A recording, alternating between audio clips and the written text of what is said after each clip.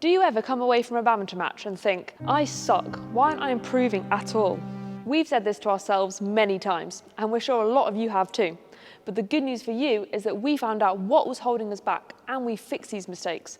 But we realised that 95% of players are making the same mistakes that we were. Yeah, so in this video, we're going to share these mistakes. And these are relevant for everyone, from singles to doubles players, and for beginners right to high-level players. We're also going to give you lots of tips on how to fix these mistakes. So let's get straight into mistake number 1, not moving forwards. One example for this is where you play a shot to make your opponent take it late in the rear court or mid court, and you just stand there and let the shuttle come to you without taking advantage. Instead, you should be looking at their body and racket positioning and recognise that their shot is likely to be to the front of the court and they can't hit it with much power or downwards angle. You can then take a step forwards, staying relaxed but with your body and racket ready to pounce on their shot. And this is the same for defence in doubles. You'll almost always be in a better position and able to take the shuttle earlier than if you just waited and let the shuttle come to you. Of course, we're not telling you to run or jump forwards all the way to the net. It might just be a half step further forwards, so if they do somehow play a really good shot or clear it over you, then you should still be able to get it. Okay, that was mistake number 1. Let's move on to mistake number 2, working on the wrong things. Generally, we see people fall into one of two categories. Firstly, we have the advanced players, who often spend too much of their training week working on their fitness. And this is where we were going wrong. We were doing multiple running and bike sessions every week, but we've almost never walked off the court losing because we weren't fit enough. But where we did lose was in the match skills, like serve and return, or making the wrong shot choice during the rallies. Yeah, and doing all of these fitness sessions actually meant we were often too tired to fully focus in the sessions where we were working on the important stuff. Now, don't send this video to your coach and say, Badminton Insight, so you don't need to do any fitness training. It is important to work on your fitness, especially if that's a big weakness of yours, but you need to get the balance right in order to maximise your improvements. And then we have the beginners and some intermediate players, who often don't train and just spend all of their time playing matches. But why is this a mistake? Well, you can't expect to make significant improvements in your game, especially technical improvements, if you only ever play matches. For example, if you need to improve your backhand lift, but you only ever play matches, then you'll struggle to change your technique. This is because you won't be able to play multiple lifts in a row to get the right technique ingrained into your muscle memory, like you would in practice. You therefore won't ever improve. Yeah, as we've just said, a lot of people are working on the wrong things. And what almost everyone isn't working on enough is the fundamentals, which is our third mistake. Before we go any further, what are the fundamentals? Well, we see them as the basics of the game. For beginners, can you change between grips and hit accurately to each corner? Or for advanced players, can you deliver a high-quality, consistent serve and never miss a drop shot? Now, there are two main reasons why you need to work on your fundamentals. Firstly, by improving your basic technique, it ensures you don't have any obvious weaknesses in your game that your opponents can expose. And secondly, by improving your fundamentals, it will improve your overall consistency, helping you to become a better badminton player. For example, when we recently played the world champions Zheng Ziwei and Huang Yaochong, their fundamentals, especially their consistency, was a lot better than ours. They actually only made 6 mistakes compared to our 22, hence why we lost 21-12 and 21-15. Yeah, and in our research for last week's video, we found that they made an average of 35% less mistakes than their opponents because of their world-class fundamentals. One of their best areas is their serve and return, but this is often the biggest area we see doubles players neglecting.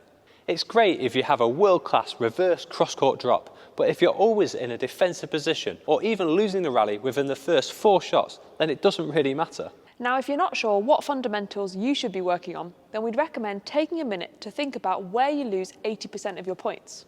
There's a well-known 80-20 rule called the Pareto principle, and if we apply it here, then roughly 20% of your game will be losing you 80% of your points in a match.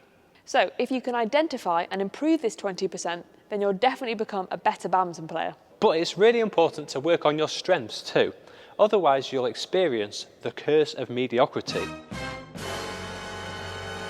where if you only ever train on your weaknesses and get them to an average level, then you'll only ever be, well, average.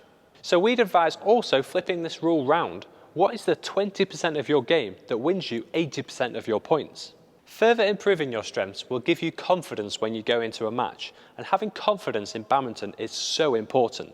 And if you're sat there thinking, I have no idea what my strengths and weaknesses are, then stay tuned. We'll come back to this in just a minute. Our fourth mistake that a lot of players do is chasing glory. For ourselves, we spent years solely focusing on how can we get more world ranking points. We need to get more world ranking points. And we're sure a lot of you will have experienced similar things. Whether that's also chasing ranking points, thinking about winning that certain tournament, getting into the higher team in your club, or trying to impress others. Did you guys see that shot? And whilst it is good to have these ambitions, we were personally so consumed by world ranking points, we put too much pressure on ourselves to perform and played some of our worst ever badminton during this period. But in the last couple of years, we've made one simple change, which has led us to make a lot more improvements in our badminton than ever before. And this is understanding the real reason behind why we're playing, because we enjoy it. Yeah, we've now moved away from outcome-based goals, like reaching the top 20 in the world, and instead focus on the process goals, like enjoying our training and always putting in 100% effort. So if what we're saying right now is resonating with you, then don't fall into the trap of not enjoying yourself by chasing glory. Instead, focus on the process of improving, and these results that you want will eventually follow. Okay, hopefully that wasn't too cheesy for you. Let's move on to our fifth mistake, neglecting the gains you can make off court.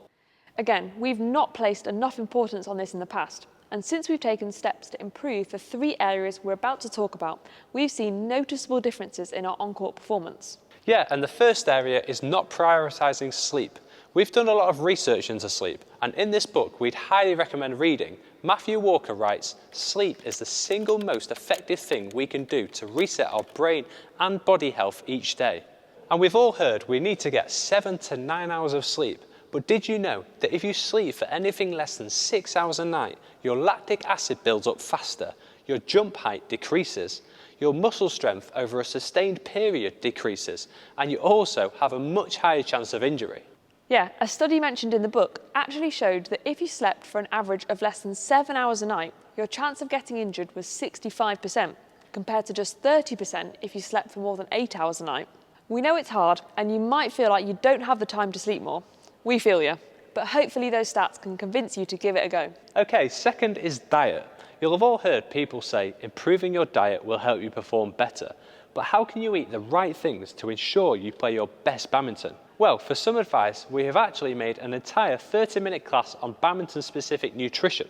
So if you want to check that out, then head to our website, or we'll include a link in the description below. Now, our third off-court area that people neglect is not watching badminton. Whether you're watching your own games, friends that you play with, or professionals, you can learn so much. By watching yourself, you can identify your own strengths and weaknesses, as we mentioned in the second mistake, and also see what you could have done better for next time. Or by watching the pros, you could try and add something from their game into yours. We do this a lot and swear by it, and so do many top pros that we've spoken to. After all, if you want to become the best in anything, you've got to immerse yourself in it. In case you can't tell, we love watching badminton, and we spend a lot of time on YouTube watching live matches and also matches back if we miss them. We'd highly recommend you to do the same. But if you often struggle to find the matches, this is probably because you're in a geo-blocked location, which means that you need the sponsor of today's video, Surfshark VPN, to help you out. We've had a lot of great feedback from you guys after we mentioned Surfshark a few weeks ago, saying how it's helped you to watch lots more matches. But we also had a couple of people ask whether it's legal. So firstly, we can assure you, yes it is.